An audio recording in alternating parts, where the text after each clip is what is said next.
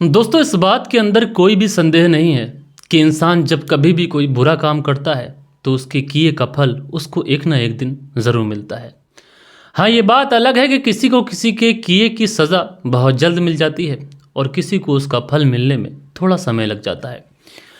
लेकिन दोस्तों, यकीन मानिए कि जब इंसान को उसके किए का फल मिलता है तो फिर उसको दूर दूर तक कोई बचाने वाला भी नहीं होता है, जैसा कि आज की कहानी के अंदर होता है। यकीन मानिए दोस्तों, जब ये कहानी मैं आप लोग को सुनाऊंगा तो आप लोग ये सोचने पे मजबूर हो जाएंगे कि आज के इस दौर के अंदर इंसान किस पर भरोसा करे और किस पर ना करे। तो ये पूरी कहानी सिलसिलेवार तरीके से दोस्तों मैं आप लोग को सुनाऊंगा। आप लोगों से यही रिक्वेस्ट है कि आप लोग वीडियो में अंत तक बने रहें। चैनल पर नए हैं तो चैनल को सब्सक्राइब कर वीडियो को लाइक और शेयर ज़रूर करें। तो फिर चलते हैं, सीधा सीधा इस कहानी का रुख करते हैं। दोस्तों, बात करूं अगर मैं आज की इस कहानी की, तो आज की इस कहानी की शुरुआत होती है उत्तर प्रदेश के संभल से। और इसी संभल के अंतर्गत एक थाना आता है, चंदौसी थाना। और इसी चंदौसी थाने के अंतर्गत एक मोहल्ला आता है, चुन्नी मोहल्ला। और इसी चुन्नी मोहल्ले में एक जूता कारोबारी जिसका नाम राहुल होता है, उम्र लगभग 40 साल के आसपास है, अपनी पत्नी, अपने बच्चों और परिवार के साथ रहा करता है। राहुल के परिवार में राहुल की पत्नी रूबी 36 वर्ष, एक बेटा जिसकी उम्र 12 साल के आसपास, एक बेटी जिसकी उम्र 10 साल के आसपास है। पूरा ही परिवार खुशी खुशी अपनी ज़िंदगी व्यतीत कर रहा था। लेकिन दोस्तों, बात कर रहा हूँ मैं 18 नवंबर साल 2025 की।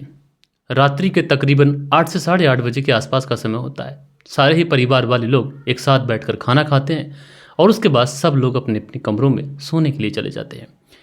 लेकिन जैसे ही अगले दिन सुबह होती है तो जो राहुल की पत्नी रूबी होती है, जब वो सोकर उठती है तो देखती क्या है कि उसके जो पति हैं राहुल, वो अपने बिस्तर पर मौजूद नहीं है।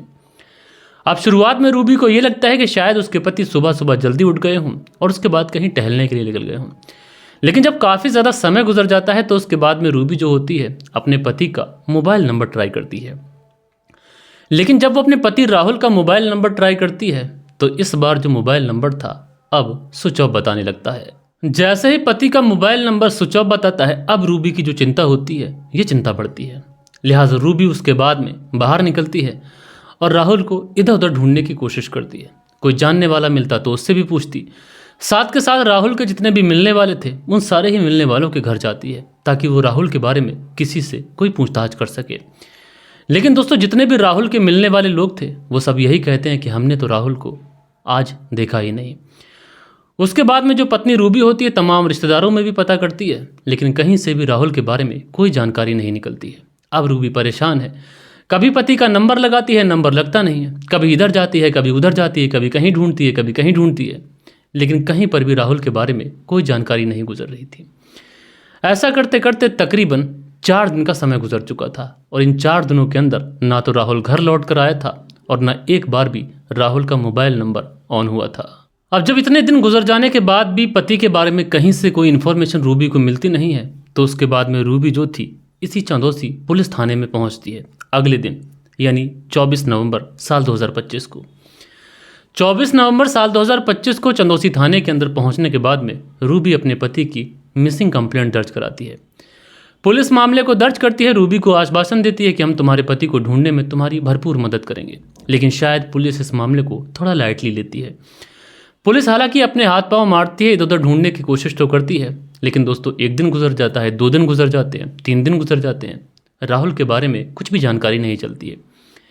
पत्नी 1-2 बार पुलिस थाने जाती भी है, पूछती भी है कि उसके पति के बारे में कोई इन्फॉर्मेशन मिली या फिर नहीं। पुलिस वाले यही आश्वासन देते हैं कि हम तुम्हारे पति को ढूंढ रहे हैं और जैसे भी अपडेट होगी जल्द से जल्द तुम तक पहुँचाएंगे। लिहाजा ऐसे करते करते तकरीबन 20 दिन का समय गुजर जाता है और इन 20 दिनों में ना राहुल लौट कर आया था और न एक बार भी राहुल का मोबाइल नंबर ऑन हुआ था। अब पुलिस भी अपनी कशमकश में थी, उधर पत्नी भी परेशान थी। लेकिन जैसे ही 15 दिसंबर साल 2025 का दिन आता है, पुलिस के पास पुलिस थाने में एक कॉल आता है।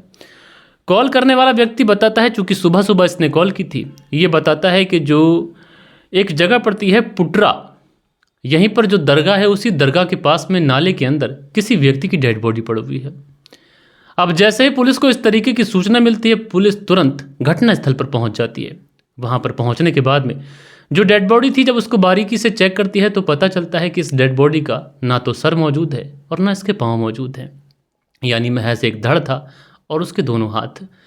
लिहाजा पुलिस वाले उन बॉडी के उन पार्ट्स को उठाते हैं, उसके बाद में उन बॉडी के पार्ट्स को लाकर मोर्चरी में रखवा देते हैं और उसके बाद में आस पड़ोस के तमाम लोगों से ये पूछताछ करते हैं कि किसी के घर का कोई व्यक्ति गुम हुआ हो या फिर कोई ऐसा जो मिसिंग कंप्लेंट हाल फिलहाल में दर्ज कराने आया हो, लेकिन ऐसी कोई भी अपडेट नहीं मिलती है।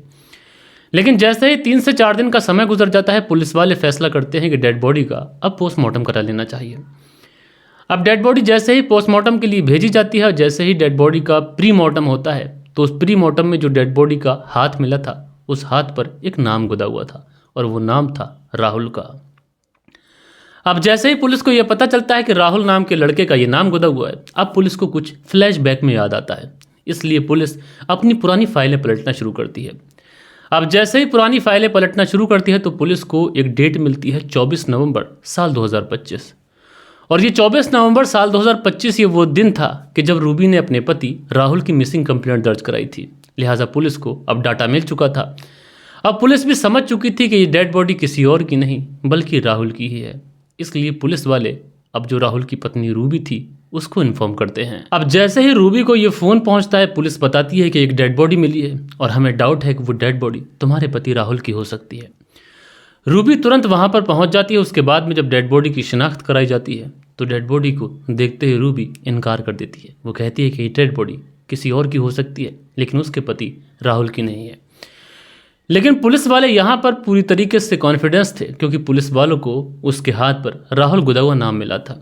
इसलिए पुलिस वाले रूबी से कई और सारे सवाल भी करते हैं क्योंकि जब रूबी डेड बॉडी को पहचानने से इनकार कर देती है, पुलिस को रूबी के ऊपर थोड़ा डाउट होता है, उसके हाव भाव पे, उसके एक्सप्रेशन पे थोड़ा डाउट होता है। इसलिए मौका देखते हुए, नज़ाकत को देखते हुए पुलिस वाले 2-4 सवाल दाग देते हैं। रूबी उन सवालों को सुनकर थोड़ा सा हड़बड़ा जाती है, लेकिन अभी भी पुलिस वाले रूबी को ये शक नहीं होने देते हैं कि पुलिस वालों को रूबी के ऊपर कोई डाउट है। इसलिए पुलिस वाले रूबी से कहते हैं कि तुम जा सकती हो। उसके बाद में रूबी अपने घर आ जाती है, लेकिन पीछे से ही पुलिस की एक टीम रूबी के घर पे पहुंच जाती है और जब रूबी के घर की छानबीन की जाती है तो यहाँ से पुलिस को कुछ संदिग्ध मिलता है। दरअसल घर की कुछ दीवारें ऐसी थीं जिस पर खून के छींटे थे। घर के अंदर एक ग्राइंडर मिलता है, उस ग्राइंडर पे भी खून के छींटे थे। एक सरिया, एक लोहे की रॉड मिलती है, उस पर भी खून के छींटे थे। लिहाजा पुलिस ये समझने में देर नहीं करती है कि राहुल की हत्या कहीं और नहीं बल्कि उसके ही घर के अंदर की गई है। इसलिए पुलिस वाले राहुल की जो बेटी 10 वर्ष की होती है उससे पूछताछ करते हैं।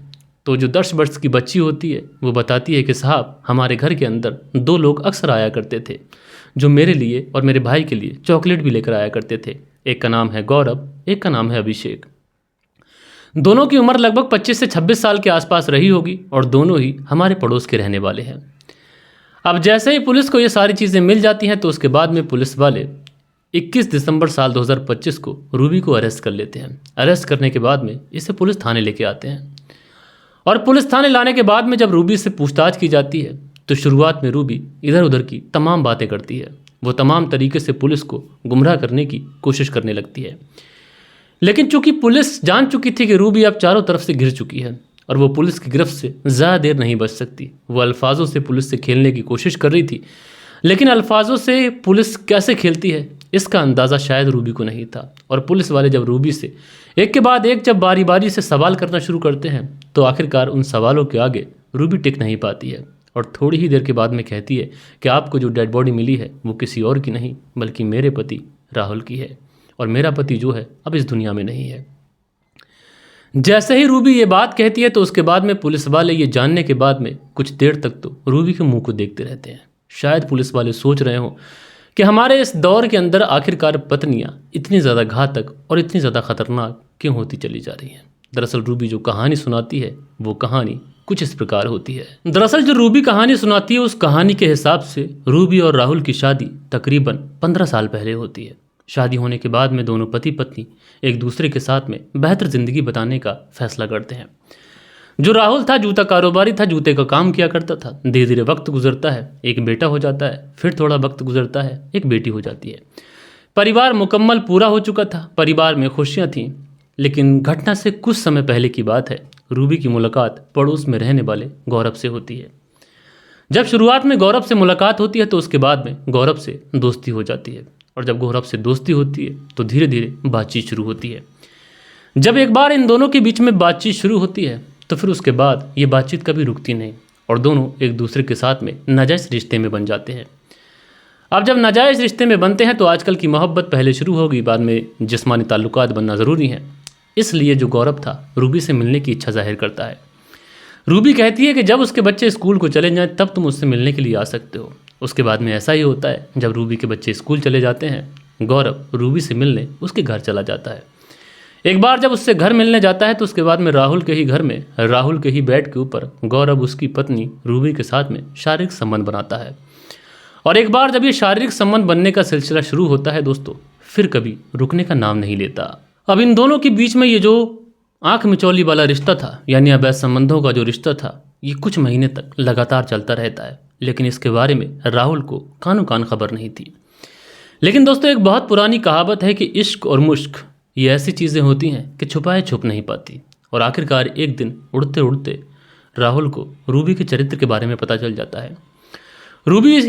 राहुल जो है वो रूबी से इस बारे में बात करता है, लेकिन रूबी इस बात को सिरे से नकार देती है। वो कहती है कि ऐसा कुछ नहीं है, मेरा गौरव के साथ में कोई चक्कर नहीं है। अब राहुल बेचारा क्या करता, उसे ना चाहते हुए भी रूबी के ऊपर विश्वास करना पड़ता है। इधर जो गौरव था उसका एक दोस्त था अभिषेक। गौरव अपने दोस्त अभिषेक को भी रूबी से मिलाने के लिए लेके जाता है। उसके बाद में रूबी के रिश्ते अभिषेक के साथ में भी बन जाते हैं। यानी एक रूबी पहले अपने पति, फिर उसके बाद दो प्रेमियों से एक साथ ये सारी चीज़ें रख रही थी। और सारी चीज़ें ऐसे चल रही थी कि रूबी सारी चीज़ों को बहुत बेहतर तरीके से मेंटेन करके चल रही थी। लेकिन इधर जो राहुल था उसको कहीं ना कहीं अपनी पत्नी के ऊपर पहले ही शक हो चुका था, इसलिए अब वो अपनी पत्नी के ऊपर नज़र रखना शुरू करता है। लेकिन राहुल ये बड़े अच्छे से जानता था कि उसकी जो पत्नी है रूबी, ये बहुत ज़्यादा चालाक है और ऐसे ही उसकी गिरफ्त में आएगी नहीं। इसलिए राहुल एक चालाकी करता है। दरअसल 18 नवंबर साल 2025 को राहुल अपने काम पर तो जाता है, और जैसे ही राहुल के दोनों बच्चे भी स्कूल चले जाते हैं, थोड़ी ही देर के बाद में रूबी हमेशा की तरह अपने प्रेमी गौरव को कॉल कर अपने कमरे में बुला लेती है। और दोनों एक दूसरे के साथ में आपत्तिजनक स्थिति में होते ही हैं कि उसी समय राहुल प्लान के मुताबिक घर वापस आ जाता है। और जैसे ही वो अपनी पत्नी को अपने ही बिस्तर के ऊपर उसके ही प्रेमी गौरव के साथ आपत्तिजनक हालत में देखता है, वो दोनों के ऊपर आग बबूला हो जाता है। मौका देखते ही गौरव जो होता है वहाँ से 9 तो 11 हो जाता है। अब जो राहुल था अपनी पत्नी रूबी की थोड़ी सी पिटाई भी कर देता है और उसके बाद में कहता है कि तुम मेरे साथ में ये तिरिया चरित्र का जो खेल खेल रही हो, अब मैं तुम्हें समाज में एकदम से कहीं मुंह दिखाने के लायक नहीं छोड़ूंगा, बल्कि तुम्हारी जो सच्चाई है ये मैं ज़ोर ज़ोर से चीख चीख कर हर किसी को बताऊंगा, ताकि सबको पता चल सके कि तुम्हारा चरित्र कैसा है। अब ये बातें रूबी जब सुनती है तो डर जाती है, किसी तरीके से अपने पति को समझाने की कोशिश करती है, जब तक घर के अंदर दोनों बच्चे भी आ जाते हैं।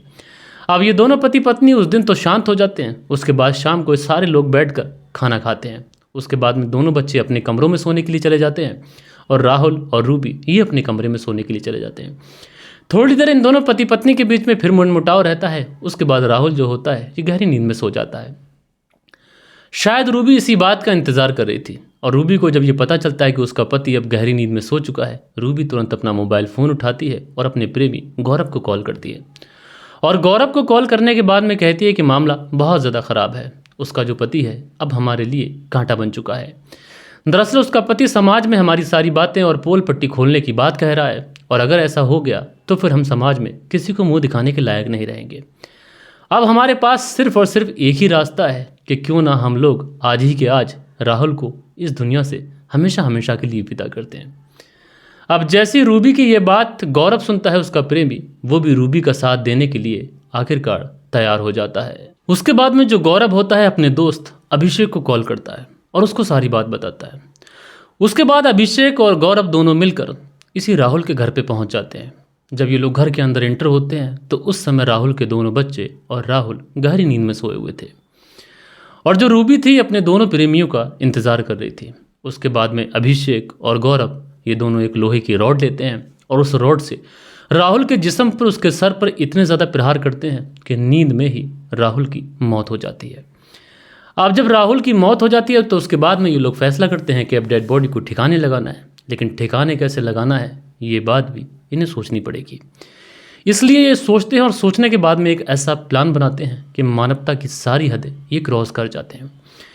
हालांकि ये उस दिन तो डेड बॉडी को घर के अंदर छुपा देते हैं और अगले दिन में जो गौरव और अभिषेक थे ये मार्केट जाते हैं और वहाँ से ग्राइंडर और कुछ सामान खरीद लेते हैं। हालांकि जो रूबी थे ये भी मार्केट से कुछ पॉलीथिन वगैरह घर में लाकर रख लेती है। अब ये इंतज़ार करते हैं कि शाम हो जाए और 19 नवंबर साल 2025 को जैसे ही शाम होती है तो ये लोग मिलकर सबसे पहले तो रूबी अपने दोनों बच्चों को सुला देती है। उसके बाद ये लोग मिलकर राहुल की डेड बॉडी के उस ग्राइंडर से पीसेस करते हैं। राहुल के सर को अलग काट दिया जाता है, उसके दोनों पाँवों को अलग काट दिया जाता है, उसके धड़ और हाथ को अलग काट दिया जाता है। एक पॉलीथिन के अंदर राहुल के सर और पैर पैक कर लिए जाते हैं, जिनको गौरव लेकर नदी में फेंक देता है। और उसके बाद में धड़ और हाथ जो बचे थे ये लोग पहुंच जाते हैं पटरवा रोड पर जो दरगाह है, उसी दरगाह के पास नाले में फेंक देते हैं, जो कि घटनास्थल से महज 800 मीटर की दूरी पे था।